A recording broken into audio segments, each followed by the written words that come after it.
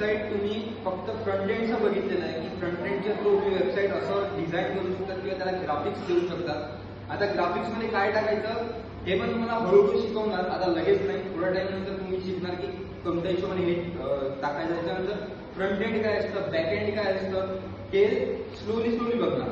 आता आपण फक्त एक URL बघितलेला आहे, म्हणजे वेबसाईट असते कशी काय, ती काम कशी काय करते, ते गुगलवरती रन कशी काय होते। मेन तर एकच डोमेन आहे गुगल, नाही तर UC ब्राउझर वगैरे।